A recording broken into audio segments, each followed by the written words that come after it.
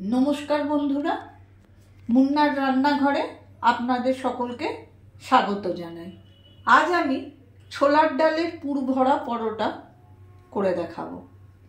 প্রথমে আমি পুরটা রেডি করে নেব। তার জন্য আমি কি করব, আমি ছোলার ডাল পরিমাণ মতো সেদ্ধ করে রেখেছি।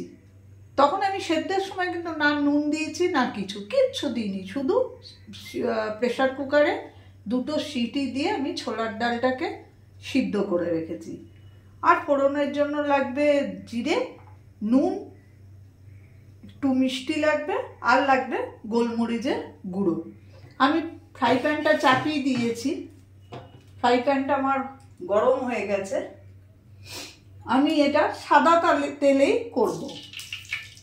আমি 2 চামচ মতো সাদা তেল দিলাম, অল্প করে আমি জিরে ফোড়নে দিলাম, আঁচটা আমি কমিয়ে দিলাম। এবারে আমি যেটা করব, এই যে ডালটা সেদ্ধ করে রেখেছি সেটা আমি ফ্রাই প্যানে দিয়ে দিলাম, আর পরিমাণ মতো নুন আর অল্প একটু চিনি দিলাম। আপনারা না চাইলে না দেবেন। গোলমরিচ গুঁড়ো আমি দেবো, কিন্তু একদম শেষে দেবো। এবারে বাড়িয়ে বাড়িয়ে আমি এটাকে একটুখানি নরম করে নেবো। এইভাবে ঘেটে ঘেটে নুন মিষ্টিটা মিশেও যাবে, আর আমার পুরটাও তৈরি হয়ে যাবে। আমি কিন্তু কোনো ধনে গুঁড়ো, জিরে গুঁড়ো, কোনো মশলা এতে দেবো না, খুব হালকা করে বানাবো।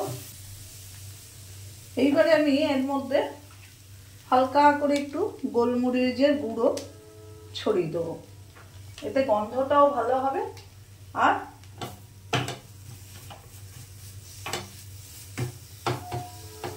খেতেও ভালো হবে। তার জন্য আর একটু গন্ধ ভালো হওয়ার জন্য আর একটু খেতে ভালো হবে। ছোলার ডালটা দেখুন আমার পুরটা পুরোপুরি শুকিয়ে গেছে। এটা ফ্রাই প্যানে করার জন্য আর একটু সুবিধা হলো আমার, নাহলে আর একটু টাইম বেশি লাগে, আর কিছুই না।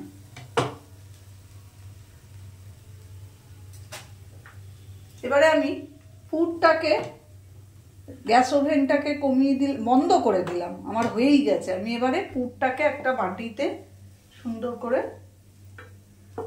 ঢেলে নিচ্ছি।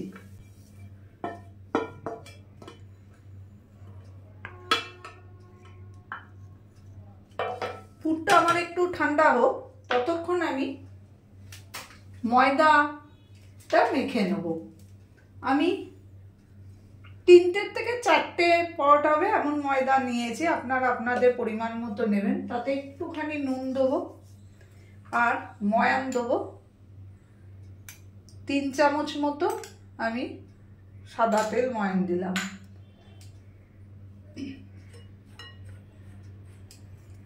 প্রথমে আমি শুকনো অবস্থায় নুনটা আর এই সাদা তেলটাকে খুব ভালো করে মিশিয়ে নেব।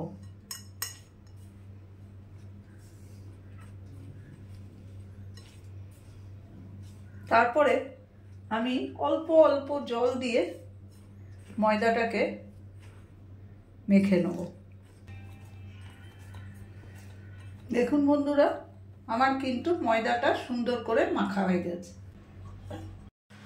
এবারে আমি ময়দাটায় লেচি কেটে নিচ্ছি। খুব বড় লেচি করবেন না, আমি এরকম লেচি করলাম। আমার 4টে লেচি হলো। এবারে আমি পরোটাটা বেলে নেব। বেলার আগে আমি এরকম ভাবে লেচিটায় একটু শুকনো ময়দাকে দেব। শুকনো ময়দা দিয়ে এরকম ভাবে গোল করে এরকম ভাবে খাপ মতো করে নেব। ভেতরে যেহেতু আমি পুরটা দেব,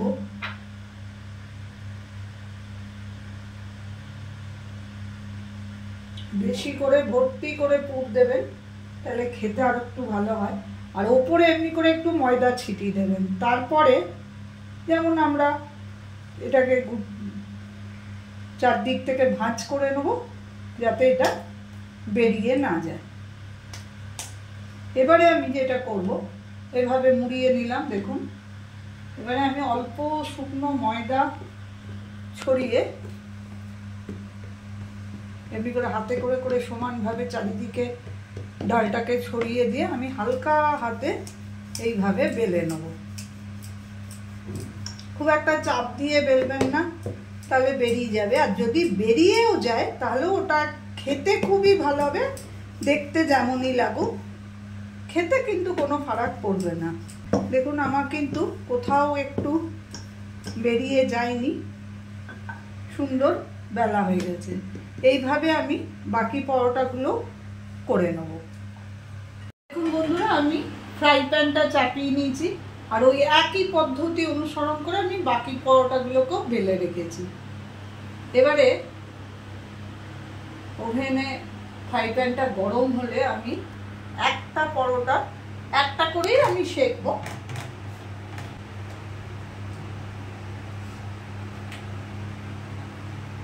একটা পিঠ হলেই আরেকটা পিঠ এইভাবে উল্টাবো। প্রথমে সেঁকাটা খুব ভালো করে সেঁকে নেবেন, তাহলে পরোটাটা খেতে আরও ভালো হয়, মচমচে হয়। এবারে আমি সাদা তেল দিয়ে দেব, নিয়ে ভালো করে এটা চারিদিকে বুলিয়ে উল্টে দেবো। দেখুন বন্ধুরা কি সুন্দর হয়েছে, গোটা পরোটাটাই ফুলে উঠলো। এতে করে আরও টেস্টফুল হবে, মচমচে হবে, খুব খেতে ভালো হয়। নিরামিষ দিনে রুটির জায়গায় আপনারা এই পরোটা করে খেয়ে দেখতেই পারেন। দেখুন দু পিঠ আমি লাল করে সুন্দর করে ভেজে নিলাম। পরোটা ভাজা আমার হয়ে গেছে। আমি একইভাবে বাকি পরোটাগুলো ভেজে নেব।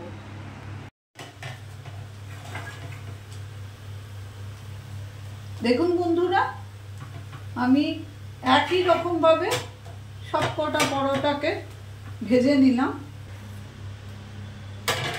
রেডি হয়ে গেল আমার ছোলার ডালের পুর ভরা পরোটা। আচারের সঙ্গে কিংবা দই দিয়ে খুব ভালো লাগে খেতে।